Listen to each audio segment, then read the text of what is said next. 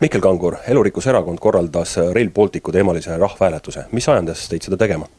Mind ajendas seda tegema asjaolu, et Eesti inimesed ei ole saanud kaasa rääkida, kust kohast peaks toimuma meil kiire ja hea raudteeühendus muu Euroopaga. Meil on peale surutud ühte projekti ja me tahtsime näidata, et tänapäevaste digitaalsete vahenditega on võimalik viia läbi kiirelt, operatiivselt ja suhteliselt odavalt rahvahääletusi, et sellistes küsimustes inimestega ka konsulteeritaks. Tänase seisuga on nii-öelda tibud loetud. Mida teada saite?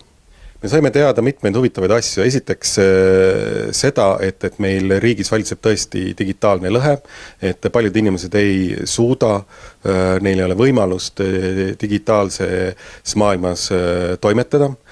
Me saime teada enda üllatuseks, kui palju on neid, kes on heitunud, kes ütlevad, et niikuinii ei loe sellest hääletusest mitte midagi, meie rahva arvamusega keegi ju niikuinii ei arvesta. Ja me saime teada ka enda platvormi mõningaid nõrkuseid, et tema kasutusmugavuses on veel arenguvõimalusi ja sellega me tahame edasi tegeleda.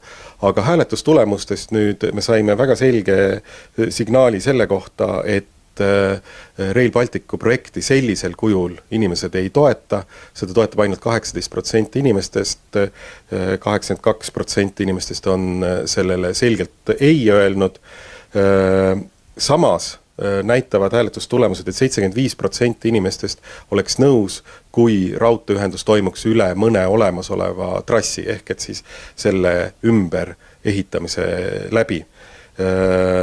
Valitsuse poolt planeeritavale trassile on andnud toetuse ainult 8% inimestest, ehk siis 92% on sellele väga selgelt vastu. Ja 94% inimestest on öelnud, et nemad tahaksid kindlasti rohkem kaasa rääkida nendes küsimustes, mis puudutavad Eesti inimesi ja Eesti loodust. Üldse hääletusel osales meil üle 1000 inimese.